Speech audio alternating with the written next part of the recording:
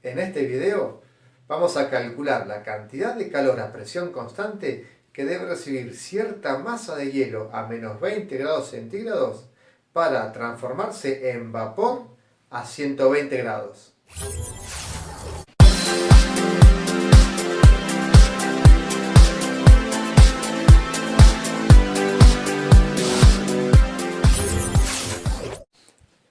Inicialmente tenemos hielo a menos 20 grados centígrados y lo vamos a transformar en vapor a 120 grados centígrados. Este es nuestro sistema. El sistema va a recibir calor, para lograr el objetivo, va a recibir calor a presión constante. Sabemos que el calor a presión constante es igual a la entalpía, ¿sí? Entonces, lo que vamos a hacer es calcular la variación de entalpía de nuestro sistema en este proceso de transformación. Para poder calcular la cantidad de calor que nuestro sistema va a recibir para la transformación del hielo a vapor, vamos a hacer un diagrama, ¿sí?, para realizar el cálculo en etapas. Fíjense lo siguiente. Tenemos el hielo a menos 20 grados que en la primera etapa, ¿sí?, lo vamos a transformar en hielo a 0 grados. Es decir, acá no hay un cambio de estado de agregación.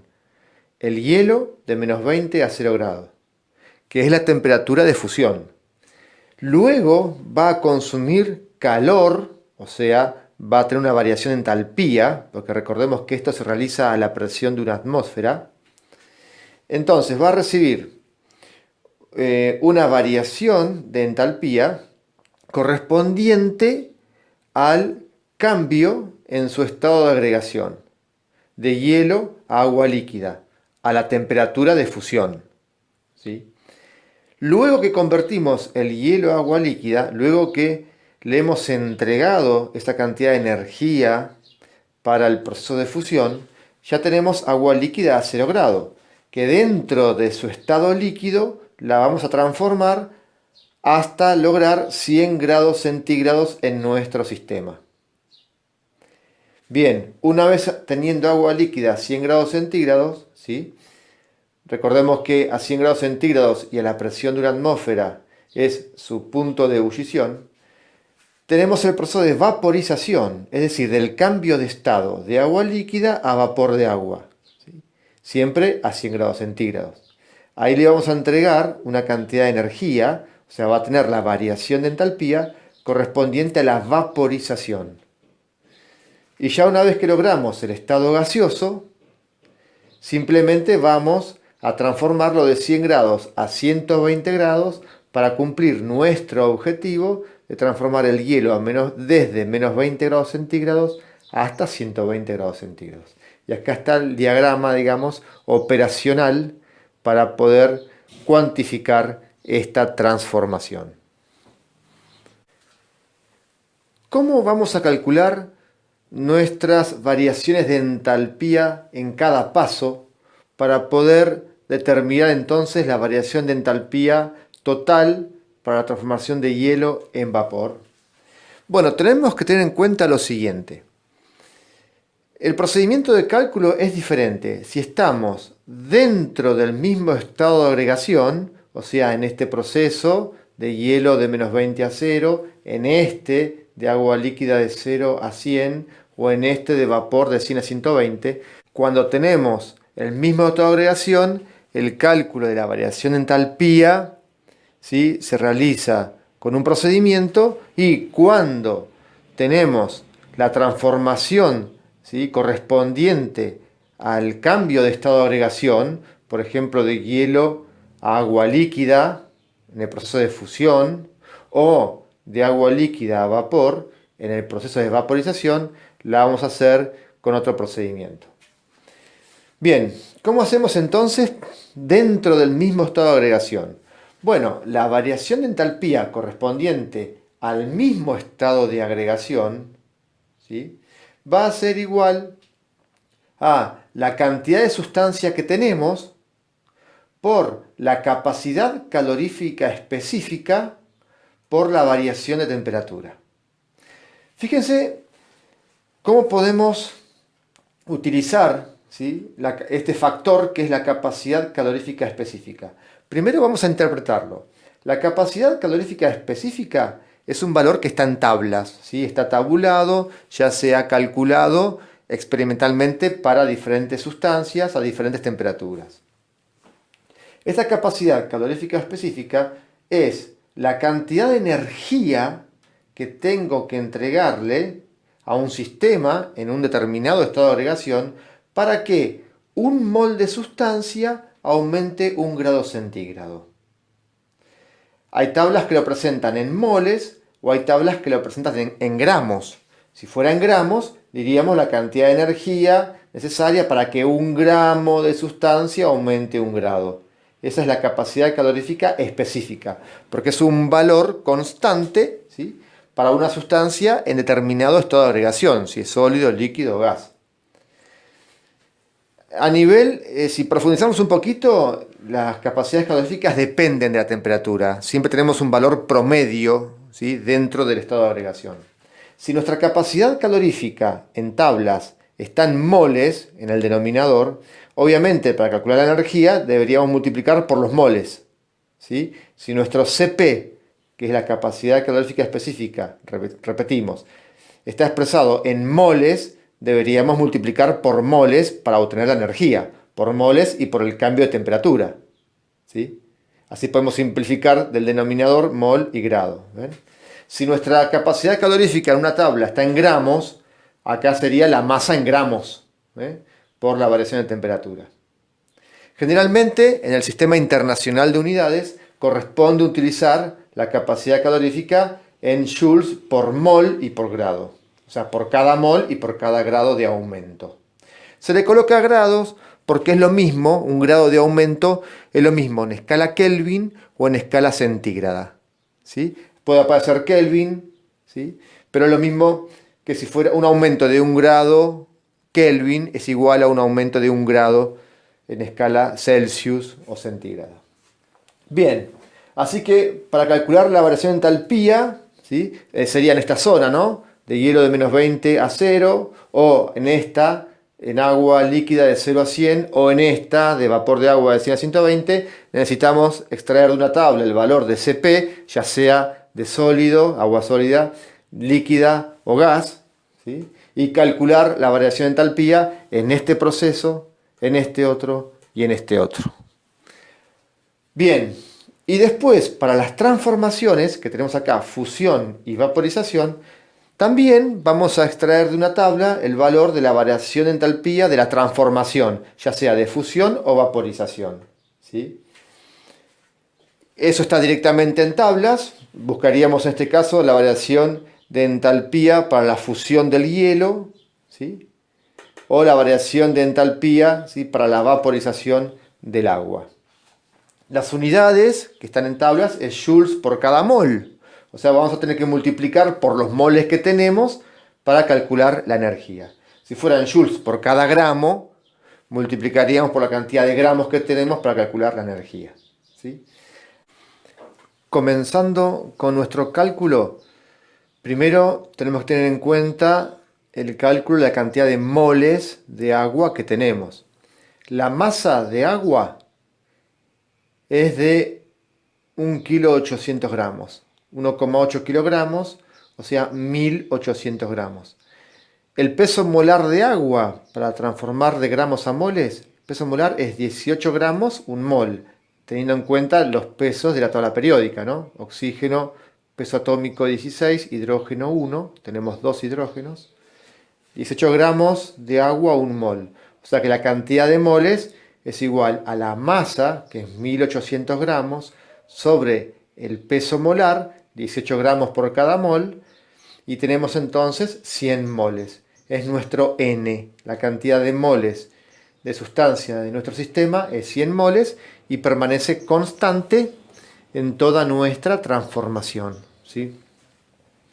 Primero calculemos, para organizar, la variación de entalpía de nuestro sistema, o sea, qué calor recibe, en cada estado de agregación, en hielo, agua líquida o vapor de agua.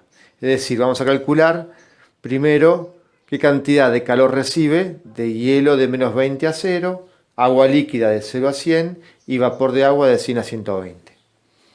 Bien, tenemos que la cantidad de moles es 100, ¿sí? Esto es constante, no hay pérdida de materia en nuestro sistema. La capacidad calorífica específica para el hielo esto es extraído de tabla, 36,50 joules por cada mol y cada grado. CP en unidades, joules por cada mol por cada grado. Para el hielo es 36,5, para el agua líquida 75,30 y para vapor de agua 33,58. Fíjense que el CP, la capacidad calorífica específica del agua líquida, es prácticamente el doble que la del hielo y vapor de agua. O sea que en el agua líquida hay que darle el doble de la cantidad de energía para que un mol aumente un grado. Esto está relacionado con la estructura del agua líquida debido a la intensidad de los puentes de hidrógeno que presenta, ¿sí? Su movilidad está muy reducida, entonces hay que darle mucha energía para que aumente un grado centígrado. Bien, la variación de temperatura para el hielo es 20 grados, fíjense, de menos 20 a 0 es 20 grados, el agua líquida 100 grados porque va de 0 a 100, y el vapor de agua, fíjense que va de 100 a 120, también tenemos un incremento de temperatura de 20 grados. Variación de temperatura por grado Kelvin, es lo mismo que por grado centígrado. Entonces, la variación de entalpía en cada estado de agregación es igual al número de moles por la capacidad calorífica específica por la variación de temperatura. Fíjense que si multiplicamos estos tres factores, la unidad que nos va a quedar, ¿sí?, es la de joules, porque mol se va a ir con este mol y Kelvin con Kelvin. Entonces nos va a quedar joules, la variación de entalpía en joules. Multiplicamos entonces estos factores de moles, capacidad calorífica específica, variación de temperatura. Para el hielo nos va a dar 73.000 joules, hay que entregarle, ¿sí?, sería en este proceso, ¿sí? Después vamos a ir marcando los procesos que vamos determinando. Para el primero 73.000 joules sería este, el A. Después del agua líquida, 100 por su capacidad calorífica específica por la variación de temperatura, que son 100 grados, 753.000 joules, sería este proceso, lo que llamamos B, dentro del mismo estado de agregación. Y vapor de agua, incremento de 20 grados centígrados, entonces la cantidad de moles por capacidad calorífica por incremento de temperatura va a dar 67.160 joules, lo llamamos C. Simplemente nos queda determinar las transformaciones que nos fijaremos en la tabla, cuánto es la entalpía para la fusión del hielo y la entalpía para la vaporización del agua. En lo correspondiente a los cambios de estado, fíjense, para el proceso de fusión tenemos por tabla que la variación de entalpía de fusión es 6,01 kilojoules por mol. Fíjense que está en kilojoules, o sea, en miles de joules. Serían 6.010 joules por mol. Bueno, en las tablas nos dice que la entalpía de fusión es 6,01 kilojoules por mol, o sea que como tenemos 100 moles en nuestro sistema, ¿sí?, multiplicamos y nos da que la variación de entalpía correspondiente a la fusión, ¿sí?, va a ser igual a 601 kilojoules. Acá tenemos ya el cálculo de variación de entalpía para la transformación de hielo a agua líquida a 0 grado. Y la correspondiente a la transformación de vaporización, tenemos que la variación de entalpía de vaporización por tabla es 40,7 kilojoules por cada mol, ¿sí? Entonces, como tenemos 100 moles, nuestra variación de entalpía para nuestro sistema, ¿sí?, para la vaporización, es igual a 4.070 kilojoules. Sería la variación de entalpía correspondiente a esta transformación, ¿no?, de agua líquida a vapor de agua. Así ya completamos todas las transformaciones que tenemos en nuestro camino para lograr el objetivo de calcular la variación de entalpía de hielo a vapor de agua. Mostrando un balance total de la variación de entalpía de nuestro sistema, tenemos para el hielo 73 kilojoules, para el proceso de fusión 601 kilojoules, para el agua de 0 a 100 753 kilojoules, para la vaporización 4070 kilojoules y para el vapor de agua 67 kilojoules, lo que nos da un total de 5564,16 kilojoules. Ahora nos resta hacer un gráfico para interpretar físicamente el proceso, ¿sí? Vamos a hacer un gráfico de temperatura en función de la cantidad de calor recibida por el sistema. Por último, vamos a mostrar un gráfico de temperatura en grados centígrados en función de la variación de entalpía en kilojoules, donde vemos todas las transformaciones que sufrió nuestro sistema. Primero, la transformación desde hielo a menos 20 grados centígrados hasta agua líquida a 0 grados, consumiendo lo que dice la zona 1, que es 73 kilojoules. Corresponde a este segmento del eje X de entalpía. Luego, el proceso de fusión, ¿sí?, del hielo, 601 kilojoules, fíjense, 9 veces más grande que este. El proceso de fusión, luego el calentamiento desde el agua líquida a 0 grados hasta agua líquida a 100 grados, consumiendo este segmento de entalpía, 753 kilojoules. Luego el segmento de mayor tamaño relativo, fíjense, correspondiente a la vaporización, un proceso donde el sistema recibe 4070 kilojoules, el proceso más importante en cuestión relativa de energía recibida. Y por último, un segmento relativamente pequeño de 67 kilojoules, ¿sí?, correspondiente a la transformación del vapor desde 100 grados a 120 grados. Entonces tenemos tres zonas de cambios de temperatura, ¿sí?, de sólido, de líquido y de gas, y dos zonas de cambios de estado, ¿sí?, correspondiente a la fusión y a la vaporización.